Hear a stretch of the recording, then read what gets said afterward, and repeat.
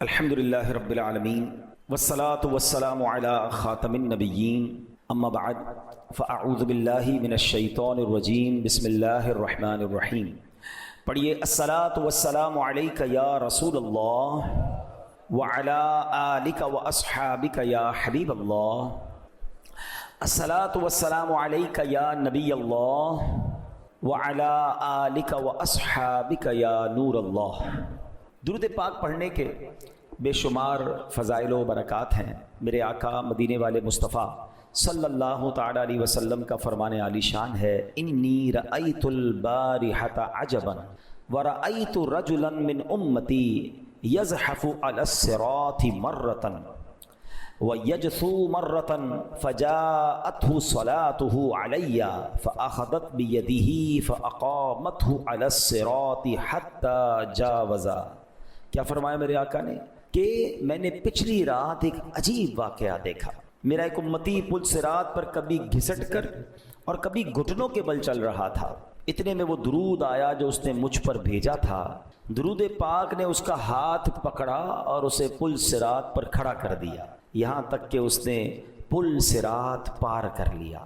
سبحان اللہ، مطلب یہ کہ درود پاک اسے پل صراط پار کروا کر جنت میں لے گیا۔ تو یہ شان ہے درود پاک کی کہ یہ دنیا میں بھی وظیفہ کام آتا ہے اور آخرت میں بھی کام آئے گا، یہ قبر میں بھی کام آئے گا، یہ محشر میں بھی کام آئے گا۔ تو برائے کرم اپنی زندگی میں درود پاک کو شامل کیجئے، کثرت سے درود پاک پڑھتے رہا کریں۔ اللہ کریم مجھے اور آپ کو کثرت سے درود پاک پڑھنے کی توفیق عطا فرمائے۔ کیا خوبصورت نعت کے اشعار ہیں نا۔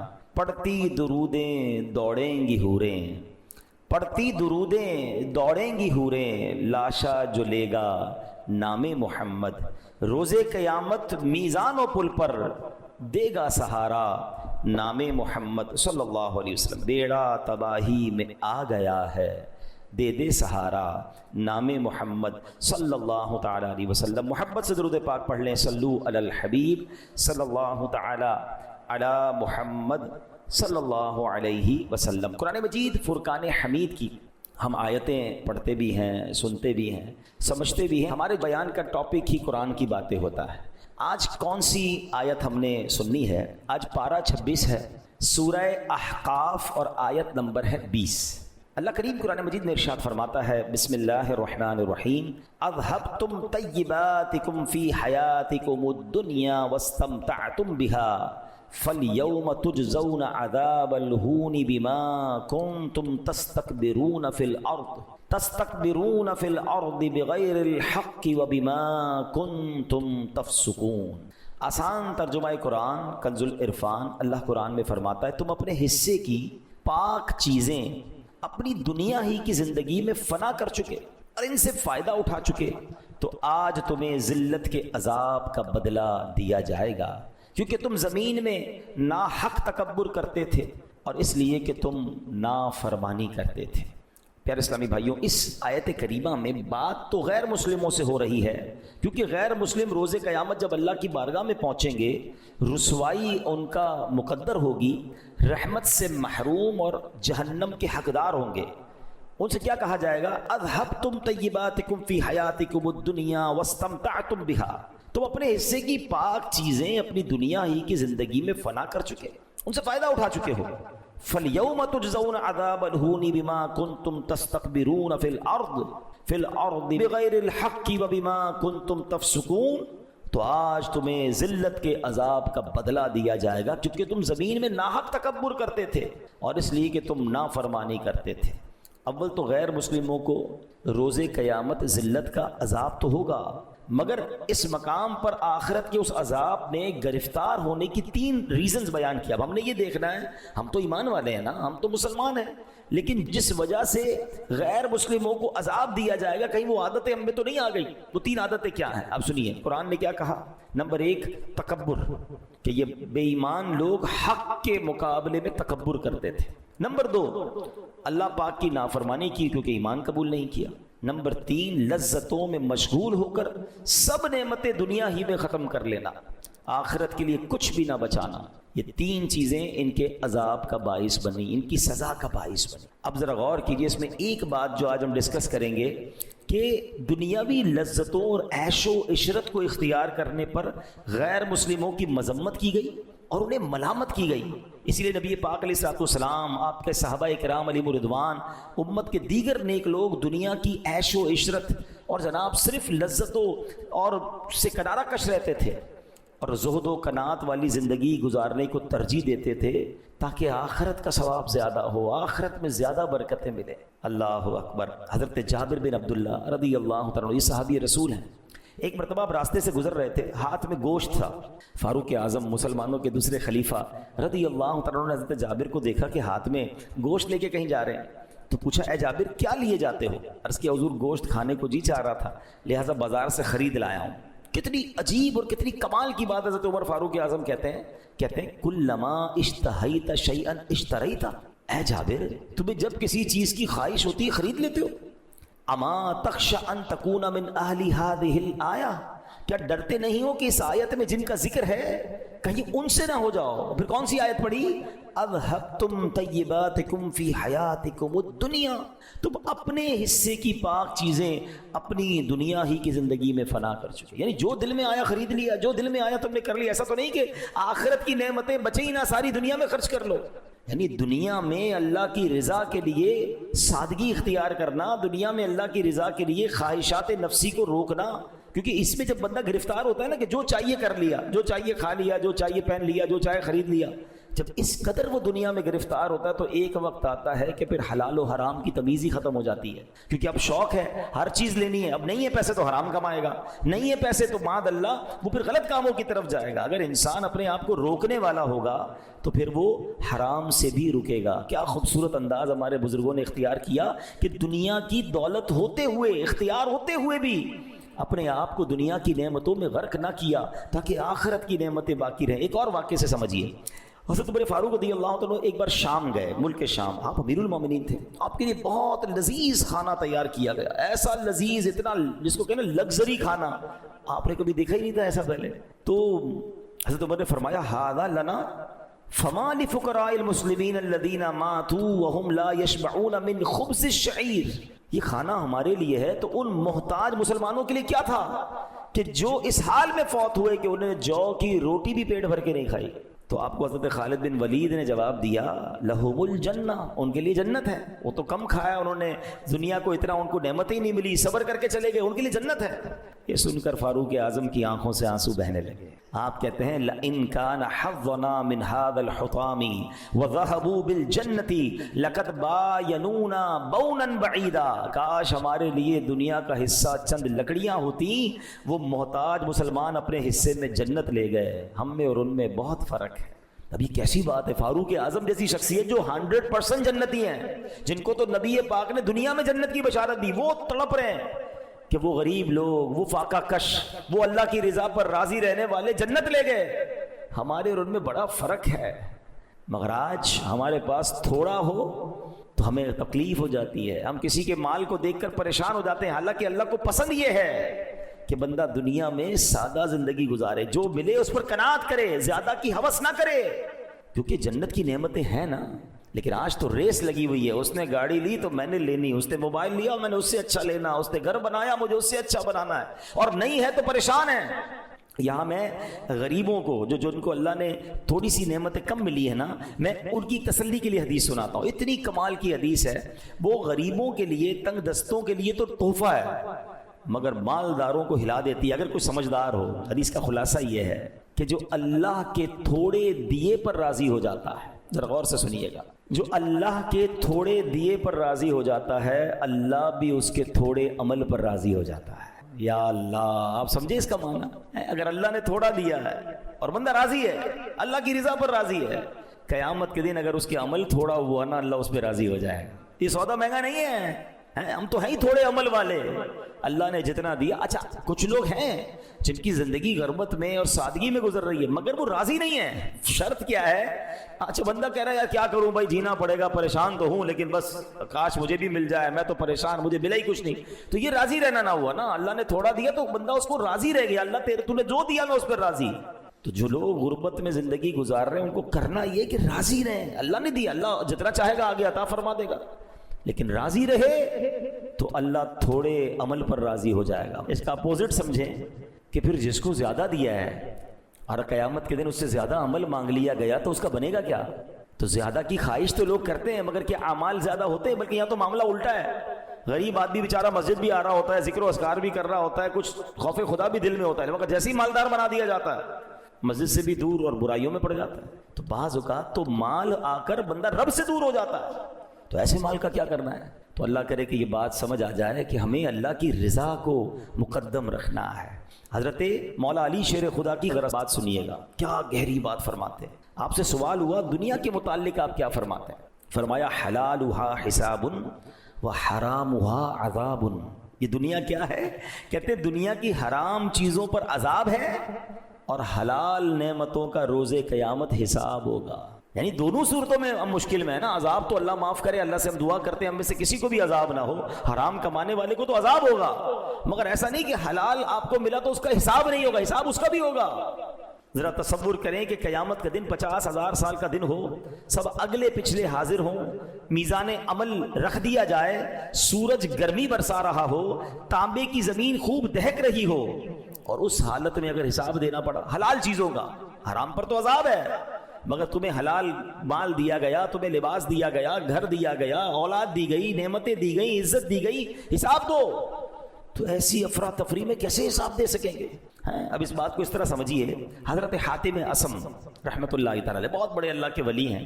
ایک مالدار شخص آپ کے پاس آیا اور آ کر کہا کہ حضور آپ کی دعوت کرنی ہے. اللہ والے ویسے بھی دعوت میں جاتے نہیں, آپ اسے انکار کرتے رہے, وہ ضد کرتا رہا. کہتا اچھا ٹھیک ہے, اگر بلا ہی رہے ہو تو میری 3 شرطیں ہیں, ان شرطوں کو مانو گے تو میں نے تمہارے گھر پہ آنا ہے. کہتا بس حضرت جو آپ کی شرط ہوگی مانوں گا, آپ میرے گھر آ جائیں. شرطیں تو بتائیے. فرمایا پہلی شرط یہ ہے جہاں چاہوں گا وہاں بیٹھوں گا. دوسری شرط جو چاہوں گا کھاؤں گا. پھر اس کے بعد جو کہوں گا وہ کرنا پڑے گا. تیسری شرط یہ ہے. کہتا حضرت تینوں شرطیں منظور.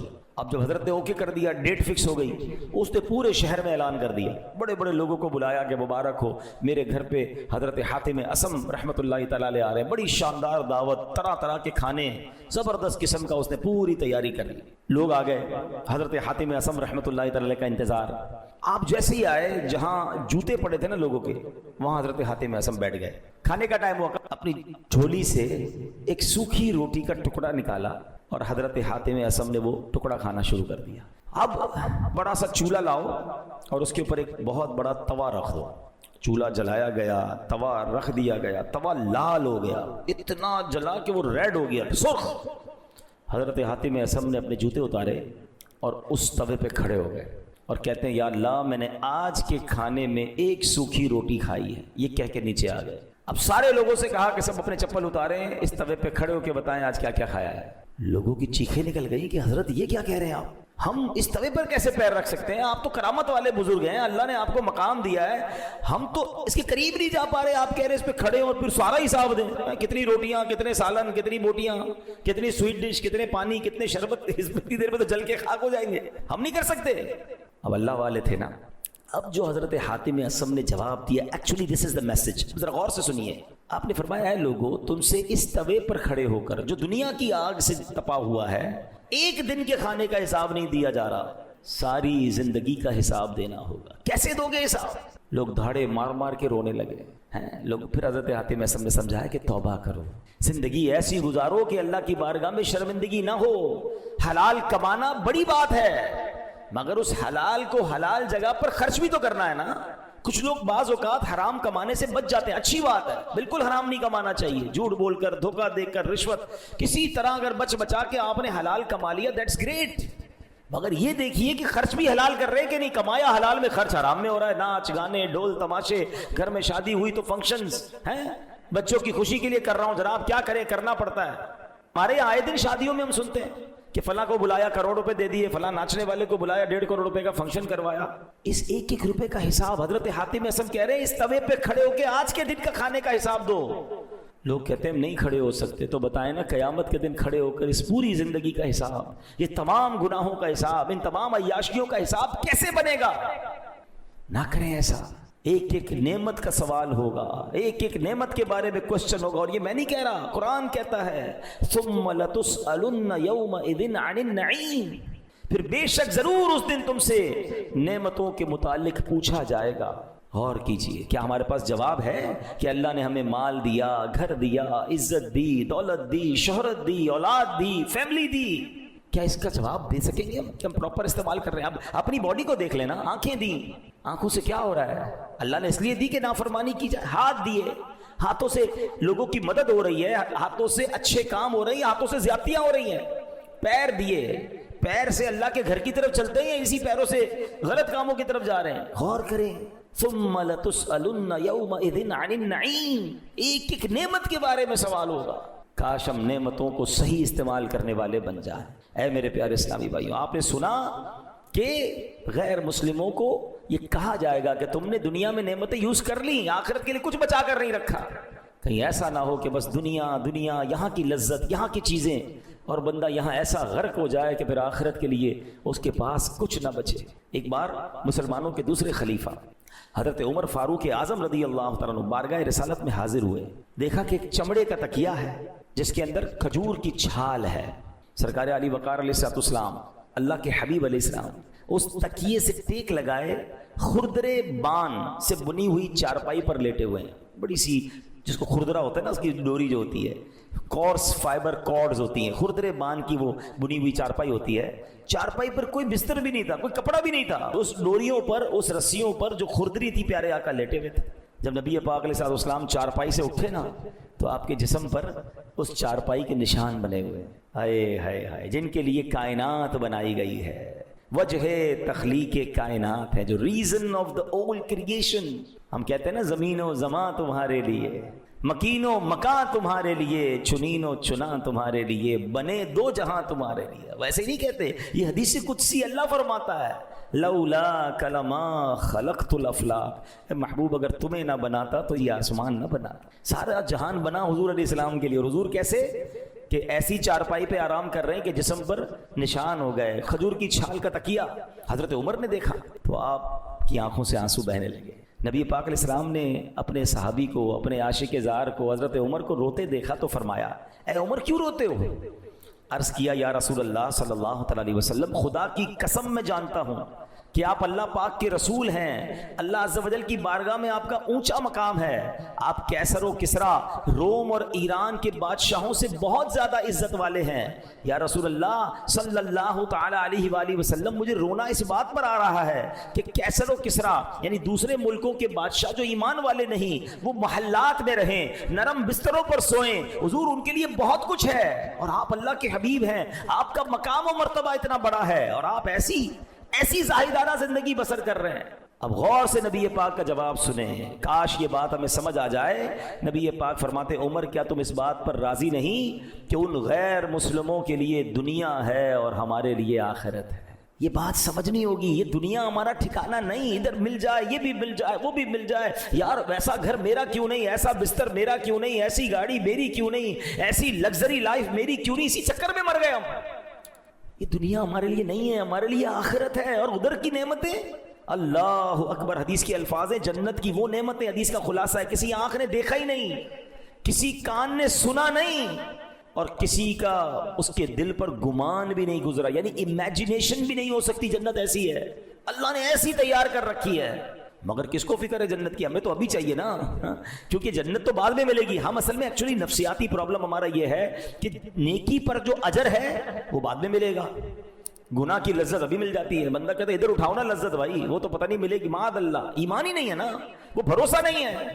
جس دن یہ لیول مل گیا آپ کو بھروسے کا، تو پھر دنیا کی لذتوں میں غرق ہونے کو جی نہیں چاہے گا، اور اسی وجہ سے بندہ پھر پہلے لذتوں میں غرق ہوتا ہے۔ جو ہمیں روکا گیا نا کہ صرف دنیا کی ہوس دل میں نہ ہو، کھانا پینا منع نہیں ہے، لباس منع نہیں ہے، لگژری گھر منع نہیں ہے، لیکن اگر ہر دل میں آنے والی چیز کرنے کا جی چاہے گا نا، تو ایک وقت آئے گا حلال و حرام کی تمیز ختم ہو جائے گی۔ بندہ ہر وہ چیز چاہے گا جو دل چاہتا ہے، روکنے کی تمنا ہی نہیں ہوگی نا۔ ہم اپنے بچوں کو نہیں روک پاتے کہ نہیں یار بچہ کہہ رہا ہے دے دو، حالانکہ وہ بعض اوقات غلط ہوتا ہے اس کے لیے، کیونکہ ہم نے نو کہنے کا، اپنے نفس کو منع کرنے کی عادت ہی نہیں رکھی ہے، اور اس کی وجہ سے پہلے حلال لذتوں میں، اور ایک وقت آتا ہے کہ پھر نقصان دہ لذتوں میں، اور ایک وقت آتا ہے پھر حرام لذتوں میں بندہ پڑ جاتا ہے، اور آخرت کی جو نعمتیں ہیں اس سے دور ہو جاتا ہے۔ نبی پاک کی شان کیا ہے؟ نعت کے اشعار سب کو یاد ہے، سلام اس پر کہ جس نے بے کسوں کی دستگیری کی، سلام اس پر کہ جس نے بادشاہی میں فقیری کی. یہ بات سمجھنی ہے. کچھ لوگ ہوتے ہیں غریب فقیر،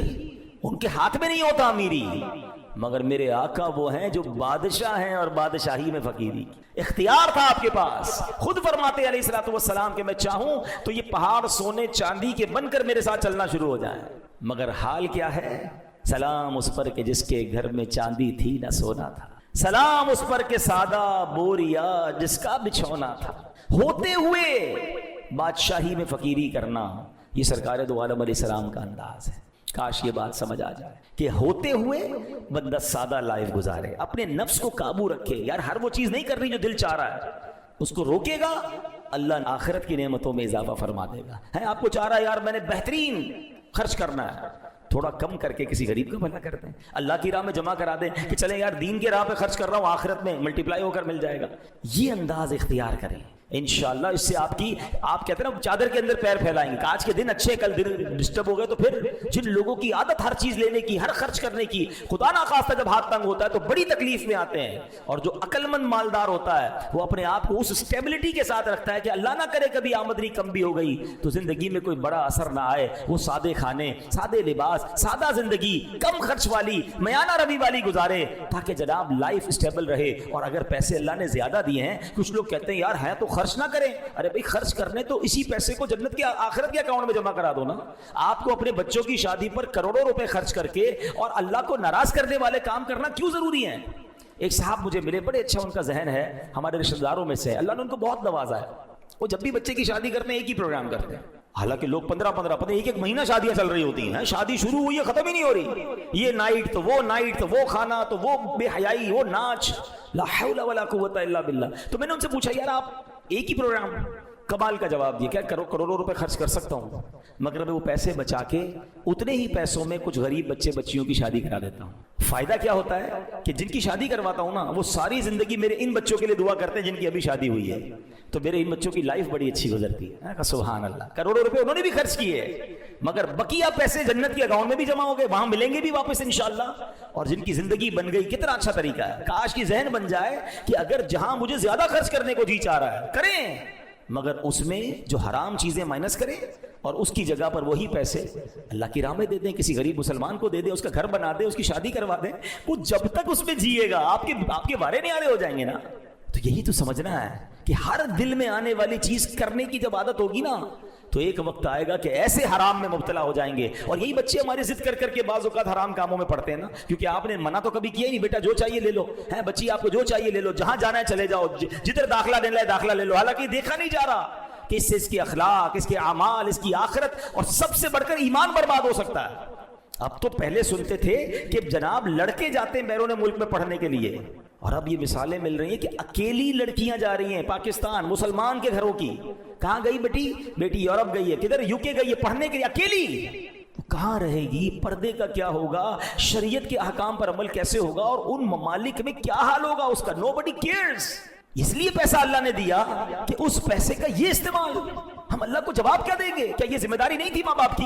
یہ وہی وجہ بنی کہ پہلے بچپن میں منع نہیں کیا، روکنے کی عادت نہیں رکھی، اب جو ان کی ڈیمانڈ ہے وہ آپ پوری کر رہے ہیں. آؤ میں آپ کو حسنین کریمین کا واقعہ سناتا ہوں، نبی پاک کی سیرت سے سنا رہا ہوں. ہو سکتا ہے مجھے اس بیان کے بعد کرٹیسائز کیا جائے سوشل میڈیا پر کہ دیکھو مولانا صاحب جو ہے وہ ہماری زندگی مشکل کر رہے ہیں. میں آپ کو آپ کے نبی علیہ السلام کی تعلیم دے رہا ہوں، میں اپنے آقا کا واقعہ آپ کو سنانے جا رہا ہوں. جس نے کلمہ پڑھا ہے نبی پاک کا وہ غور سے یہ واقعہ سن لیں. سرکار دو عالم علیہ السلام کی عادت کریمہ کیا تھی کہ جب بھی سفر کی ابتدا فرماتے بی بی فاطمہ رضی اللہ تعالیٰ عنہ کے گھر مبارک سے سفر کی ابتدا کیا کرتے ہیں. ہاں چلے یہ بھی سیکھنے کو ملا کہ بیٹی سے پیار کیسا ہوتا ہے. نبی پاک نے پریکٹیکلی بتایا کہ والد کا بیٹی سے انٹریکشن کیا ہوتا ہے. آج کل لوگ بیٹی اور بیٹے ہوں تو بیٹوں کو ترجیح دیتے ہیں، بیٹی کا خیال ہی نہیں. بیٹی کو پیار دیں، عزت دیں. نبی پاک جب بھی سفر پر جاتے بی بی فاطمہ کے گھر آتے پہلے، پھر وہاں سے سفر شروع فرماتے، اور سفر سے واپسی پر بھی سبحان اللہ سب سے پہلے خاتون جنت کے گھر تشریف لے جاتے تھے. کیا انداز ہے نبی پاک علیہ السلام. ایک مرتبہ پیارے آقا علیہ السلام سفر سے واپس آئے تو حضرت فاطمہ تو زہرا رضی اللہ تعالیٰ عنہ کے گھر پہنچے. دیکھا کہ دروازے پر نقش و نگار والا پردہ لگا ہوا ہے اور حسنین کریمین کے ہاتھ میں چاندی کی کوئی بنی ہوئی چیز ہے. اچھا یہ دونوں چیزیں ناجائز نہیں ہیں؟ اپنے گھر کے باہر اگر کوئی اچھا والا پردہ لگا لے اور بچے اگر کوئی چاندی کی چیز انہیں دے دی جائے، لیکن نبی پاک کا انداز، پیارے آقا کو پسند کیا ہے؟ اللہ اکبر، پیارے آقا نے یہ دیکھا تو ملے بغیر ہی واپس تشریف لے گئے، بی بی فاطمہ سے ملاقات ہی نہیں کی۔ اب وہ بھی نبی پاک کی شہزادی ہے نا رضی اللہ تعالیٰ عنہ، مزاج جانتی تھی، فوراً پردہ اتارا، حسنین کریمین کے ہاتھ سے وہ چاندی کی چیز لی اور سرکار دو عالم علیہ السلام کے پاس بھیج دی۔ اچھا والدہ تو سمجھ گئی، بچے تو بچے ہوتے نا، وہ روتے ہوئے نبی پاک کے پاس آ گئے حسنین کریمین، اور نبی پاک سے وہ چاندی والی چیز واپس لینا چاہیے۔ تو سرکار دو عالم علیہ السلام نے ایک صحابی کو وہ چاندی عطا فرمائی، حکم فرمایا اسے بیچ دو اور اس کے بدلے فاطمہ کے لیے لکڑی کا بنا ہوا ہار لے آؤ، بے شک یہ میرے اہل بیت ہیں، یہ مجھے پسند نہیں کہ یہ اپنی نعمتیں دنیا ہی میں استعمال کر لیں۔ اللہ اکبر، آپ بتائیں گے جائز تھا، حلال تھا، مگر چونکہ نعمتوں کا اکثر استعمال اگر دنیا میں ہم کریں گے تو نبی پاک کیا فرماتے ہیں؟ آخرت کی نعمتیں دنیا میں استعمال نہیں کرنی۔ کتنی گہری بات ہے۔ ہم تو کہتے ہیں بچہ روتا ہے موبائل پکڑا دیتے ہیں، جان چھوٹ جاتی ہے، ناشتے پہ پکڑا دو، کھانے میں پکڑا دو، سفر میں جا رہے ہیں تو اس کو موبائل دے دو، حالانکہ وہ موبائل پر کیا دیکھ رہا ہے؟ آگے بڑھتے بڑھتے اب تو 2-2 سال 3-3 سال کے بچے یوٹیوب کھول لیتے ہیں اور وہ یوٹیوب پہ کیا دیکھ رہے ہیں کوئی فکر ہی نہیں، اور اس کے دماغ کے اندر اس کے ایمان پر، اس کے کریکٹر پر، اس کی تھنکنگ پر، اس کے ایموشنز پر کس قدر وہ ایفیکٹ جا رہا ہے۔ ہمیں کیا پرواہ بھائی، بچہ روتا ہے میں نے دے دیا موبائل، آئی پیڈ لا کے دے دیا، فلاں چیز لا کے دے دی، بچپن سے ہی آپ نے۔ اچھا پھر ہم کہتے ہیں بچے سے لیتے کیوں نہیں، وہ روتا ہے۔ ہاں بی بی فاطمہ کے گھر سے حسنین کریمین بھی روتے ہوئے آئے تھے نا، نبی پاک نے سبحان اللہ کتنی 1450 سال پہلے ہماری تربیت فرما دی کہ بچہ روئے اور اگر کوئی چیز اس کے لیے بہتر نہیں تو اس کو رونے دو۔ وہ حسنین کریمین کہ جن کی آنکھ کا آنسو فرشتے برداشت نہیں کرتے تھے، اللہ اکبر، فرشتے گوارا نہ کرتے کہ حسنین کریمین کی آنکھوں میں آنسو آ جائے، مگر نبی پاک ان کی تربیت فرما رہے۔ ایکچولی دس از ریکوائرڈ کہ آج اپنے بچوں کو اب اس کا طریقہ ہے، ماشاءاللہ پڑھے لکھے لوگ سمجھاتے ہیں کہ یار اگر بچے کو موبائل چھوڑوانا ہے تو آپ انوالو ہو جائیں۔ اصل میں ہمارے پاس ٹائم نہیں بچا نا، ماں باپ چاہتے ہیں ہم بھی فری رہیں، ہم بھی اپنا موبائل یوز کریں، بچے اپنا موبائل یوز کریں۔ ایک ہی گھر میں کبھی کبھی منظر ہوتا ہے ڈرائنگ روم میں 5-7 لوگ بیٹھے ہوتے ہیں، بیٹا بیٹی ماں باپ سب، مگر کوئی کسی سے بات نہیں کر رہا، سب اپنے اپنے موبائل پر ہیں، گھر میں رہ کر بھی اجنبی ہیں۔ وہ کچھ عرصہ پہلے کراچی میں کوئی پرابلم ہوئی تھی تو ایک دن کے لیے موبائل بند کیا گیا تھا، سگنل بند کر دیے گئے، تو سوشل میڈیا پہ ایک بڑی پیاری سی پوسٹ مجھے پڑھنے کو ملی کہ ایک شخص کہتا ہے بڑے دنوں بعد اپنے گھر والوں سے ملاقات ہوئی اور پتہ چلا اچھے لوگ ہیں، یعنی اپنے گھر میں جا کر بھی اپنے گھر والوں سے ہماری ملاقات نہیں ہوتی، اور ہمیں یہ اندازہ نہیں کہ کمرہ بند کر کے میری نوجوان بیٹی، میرا نوجوان بیٹا یا میرا ینگسٹر، میری اولاد کیا دیکھ رہی ہے، کیا پڑھ رہے ہیں، کیا سن رہے ہیں۔ ایک تو اعمال برباد ہونا، ایک تو بے حیائی کی طرف چلے جانا، یہ بھی بہت بڑا مسئلہ ہے، مگر اس سے بڑا مسئلہ بتاؤں آپ کو، اس سے بھی بڑا ایک مسئلہ ہے، اور وہ ہے ایمان چلا جانا۔ سوشل میڈیا پہ ایسے لوگ بیٹھے ہیں جو اسلام کے خلاف بات کر رہے ہیں، جو ایگزسٹنگ آف گاڈ پر بات کر رہے ہیں، جو جناب ہماری یوتھ کو کنفیوز کر رہے ہیں، اور ہمیں فکر ہی نہیں کہ ہم اپنے بچوں کو بٹھا کر کوئی ایمان سکھا دیں، ان کو پڑھائیں کہ ہمارا اللہ کے بارے میں کیا عقیدہ ہے، نبی پاک کے بارے میں ہمارے بلیفز کیا ہیں، فرشتوں اور جنت دوزخ اور قیامت پر ہمارے کیا عقائد ہیں اور اس کے پیچھے دلائل کیا ہیں۔ مسئلہ یہ کہ والد کو بھی تو نہیں پتا، بچے کو کب سکھائے گا، خود ماں کو نہیں پتا، والد کو نہیں پتا، بائی برتھ مسلمان ہے، ہمیں تو اس لیے پتا ہے میں مسلمان ہے کہ امی ابو نے مسلمانوں والا نام رکھ دیا تھا، پیدا ہوئے تو اذان کان میں آ گئی، ہم نے اسٹڈی تو کیا ہی نہیں۔ کچھ لوگ بائی چوائس مسلمان بنتے ہیں، دنیا میں ایسے لوگ ہیں جو غیر مسلم ہوتے ہیں، پڑھتے ہیں اور اس کے بعد سلیکٹ کرتے ہیں کہ ہاں اسلام سب سے اچھا مذہب ہے، وہ ہم سے زیادہ بعض اوقات پریکٹسنگ ہوتے ہیں، اور ہم میں سے تقریباً وہ جو بائی برتھ مسلمان ہے، پیدا ہو گئے مسلمان، اچھا نام مسلمانوں والا، مسجد جانا ہے چلو مسجد چلے جاتے ہیں، عید پڑھنی ہے عید پڑھ لی، رمضان میں روزے رکھتے ہیں، بس دیٹس اٹ۔ یار بلیفز، سب سے مین چیز تو عقیدہ ہے۔ اللہ کے بارے میں کیا جانتے ہو آپ؟ نبی پاک ہمارے آخری نبی ہے، اس کے بارے میں کیا معلومات ہے آپ کے پاس؟ اچھا جناب فرشتوں کے بارے میں ہم کیا کہہ سکتے ہیں، کیا نہیں کہہ سکتے؟ جنت دوزخ قیامت کی بیسکس ہیں قرآن، اس لیے معلوم نہیں نا تو بے حیا، پھر بے باکی ہے، مذاق کر رہا ہوتا ہے، کوئی چٹکلے سنا رہا ہوتا ہے، کوئی کامیڈی کر رہا ہوتا ہے، معاذ اللہ کوئی فلمی گانوں میں کفریہ کلمات ہوتے ہیں، بندہ ایمان سے بھی چلا جاتا ہے، اس کو پتہ ہی نہیں کہ ایمان سے جایا کیسے جاتا ہے۔ یہ ہمارا حال ہو گیا ہے۔ سرکار دو عالم علیہ السلام کا حسنین کریمین کو رونے دینا اور ان کی چیز نہ دینا، یہ سکھا رہا ہے ہمیں کہ ہمیں اپنے بچوں کی تربیت کیسے کرنی. ہر وہ چیز جو مانگے وہ دینے والی نہیں ہوتی. اب آپ کہیں کیا کریں, بچے روتے ہیں, آپ کو انوالو ہونا پڑے گا. آپ موبائل لے لیں اور خود انوالو ہو جائیں, بچوں کے ساتھ کھیلیں, ٹائم دیں. یہی تو نبی پاک علیہ السلام نے کیا نا. حسنین کریمین کو کاندھوں پہ اٹھایا, ان کے ساتھ دوڑیں لگائیں, اللہ کے حبیب علیہ السلام ہوتے ہوئے. ہمارے پاس اصل میں ہم ٹائم بچانا چاہتے ہیں, ایسا نہ کریں. یہ بچے ہمارا سرمایہ ہے, یہ آنے والی نسل ہمارے مرنے کے بعد ہمارا نام باقی رکھے گی, یہ نام برباد کر دے گی. ہمارے جانے کے بعد ہمیں ایصال ثواب کرے گی, ہمارے لیے گناہ جاریہ کا باعث بنے گی. کون سوچے گا؟ پلیز, آج ہمارا ٹاپک بڑا یونیک رہا. قرآن کے ذریعے اس بات کو ڈسکور کیا کہ کافروں کی, غیر مسلموں کی ایک عادت یہ ہے کہ وہ دنیا کی لذتوں کو اس لیے حاصل کر لیتے ہیں اور دنیا کی لذتوں کو استعمال کر لیا کہ آخرت کے لیے ان کے لیے کچھ نہ بچا. تو آج ہم نے یہ جانا کہ ہر وہ چیز جو دنیا میں ہمیں اس کی طلب نہیں ہونی چاہیے.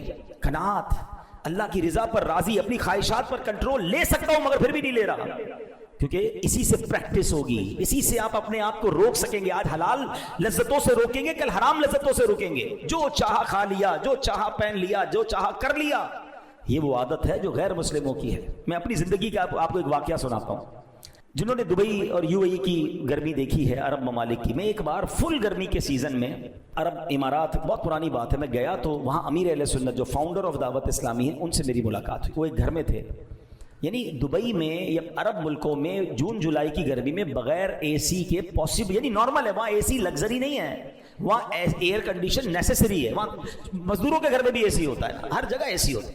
تو میں گیا اور روزے, امیر اہل سنت روزے سے تھے اور آپ کے روم میں اے سی نہیں چل رہا تھا اور آرام کرنے کا وقت آیا تو میں حیران ہو گیا.